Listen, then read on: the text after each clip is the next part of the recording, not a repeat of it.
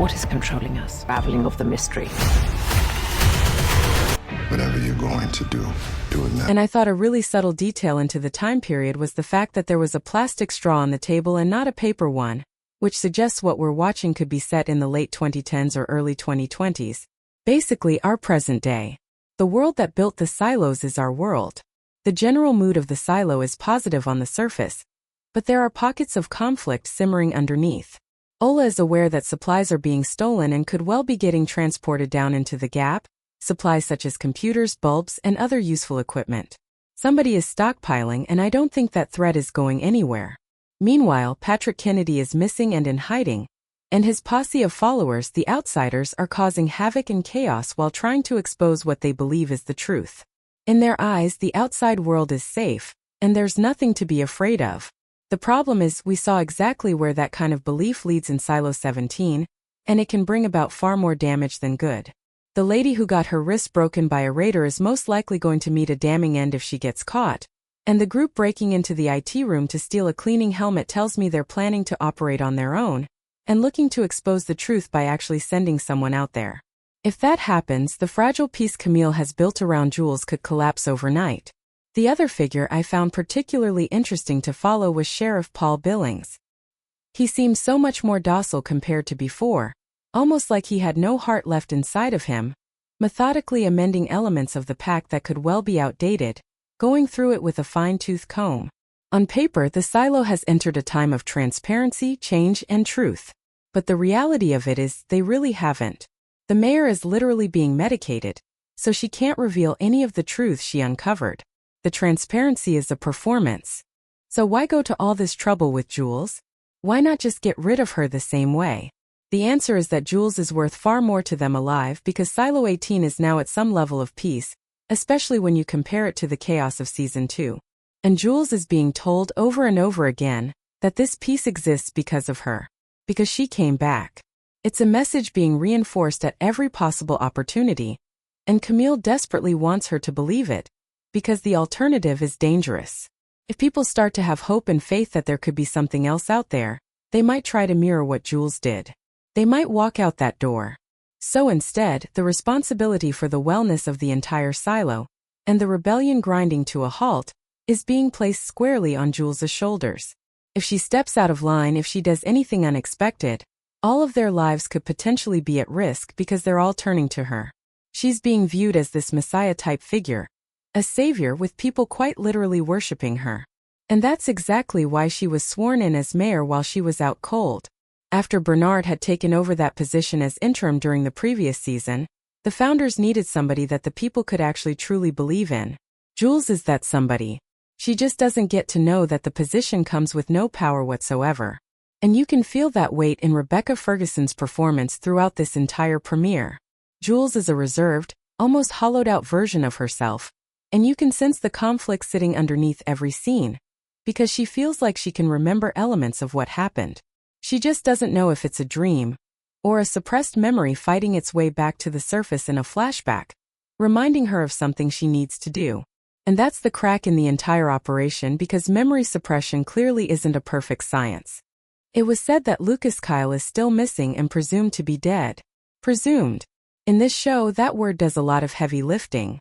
So I wouldn't actually put it past him to have sent the message to Jules, and to be willing to reveal some truths to her himself. If anyone knows what the algorithm really is and what it's capable of, it's Lucas. And him resurfacing through a hidden note would be the perfect way to bring him back into the story. Now let's talk about the wider state of Silo 18 because the premiere did a lot of quiet world building here. It's been 3 months since Jules returned, and for the most part, the silo seems to have returned to pre-rebellion levels of supply, which is exactly what Ola said. That came from the people being willing to pull together, take from critical supplies where needed, and eventually get things back on track. And Ola herself is already one of my favorite characters of the season, purely because of the empathetic, genuinely good-natured energy she brings to every scene. She wants to do right by people, and in a silo built entirely on lies that makes her stand out. She had a bit of a feud going with Ed Harwood, the head of mines, and I thought his performance was great. Through him we learned something massive. The tunnels and shafts leading all through the silo, none of them lead to any form of escape, Except the one he clearly hasn't found on level 14. The one that exists in every silo and allows Silo 51 to initiate the safeguard procedure. But the real bombshell from Harwood was the timeline. Through those tunnels he could tell how long the silo had been standing, and he predicted it had been around for about 300 years. That one line quietly recalibrates the entire show, because it means the flashbacks we're seeing in Washington with Daniel Keene took place roughly 300 years before the events we've been watching since season 1. She can't remember who she was, what her purpose was, or what she was supposed to do. And the shot of her looking in the mirror as she gets ready for the day, with the screen cutting to black the moment she turns out the light, was symbolically leaning right into that exact thought process. The woman staring back at her is a stranger, and every morning she wakes up, the people around her get to decide who that stranger is going to be.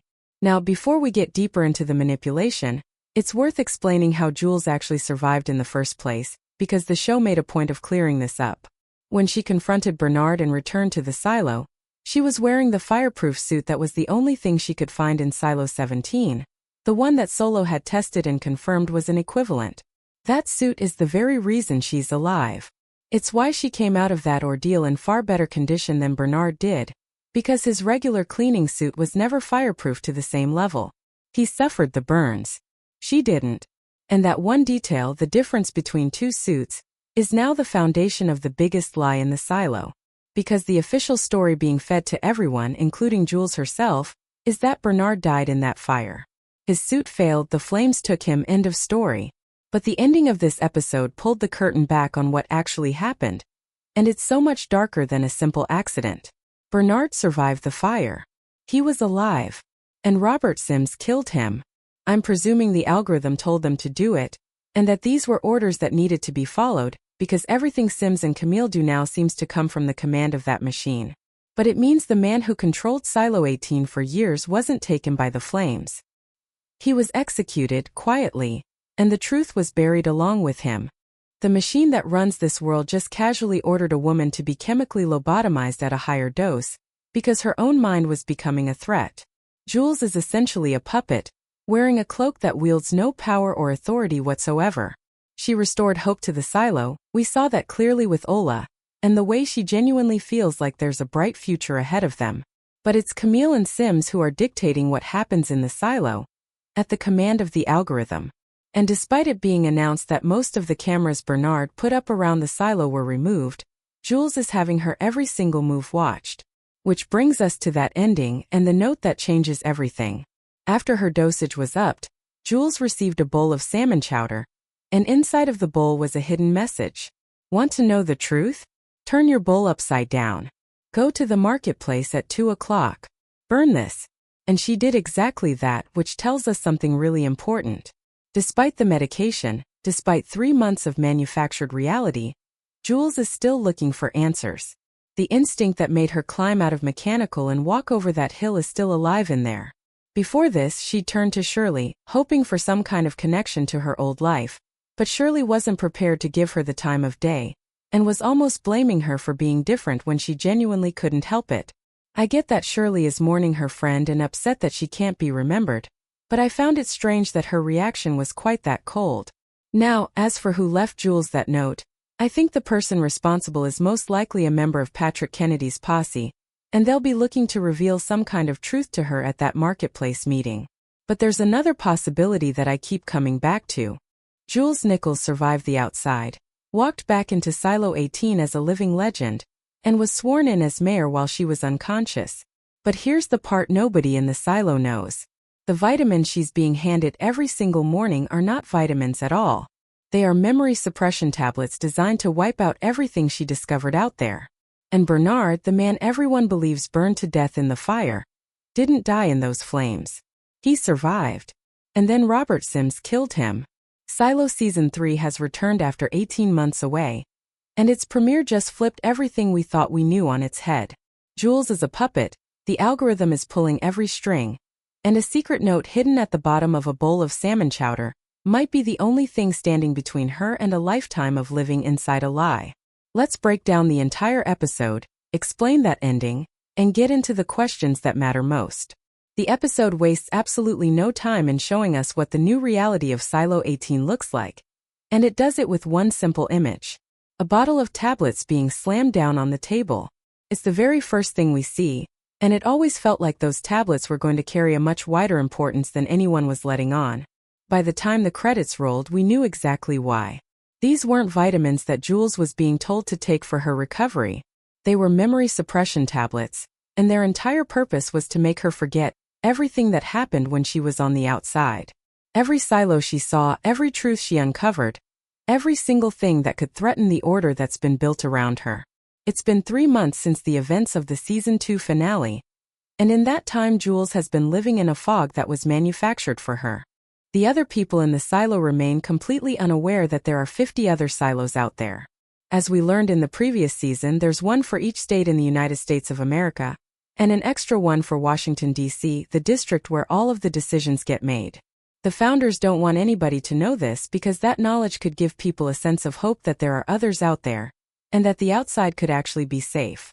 So when Jules caught sight of the mark left by Patrick Kennedy's posse, the group known as the Outsiders who roam around in masks trying to spread the message that the outside is safe and the projection is a lie, her memories began coming back to her.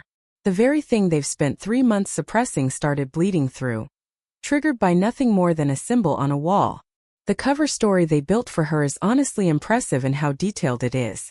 Jules was told by Camille that when she left the silo, she went to a refuge shed that wasn't too far away. She waited there, rested until she was healed, and with there miraculously being a suit inside, she then made her way back. They even served her fake helmet cam footage of the whole situation to try and make it more believable. But it wasn't enough. Deep down, Jules believed that she went to another silo like she actually did, and that she broke back into Silo 18 with a crowbar.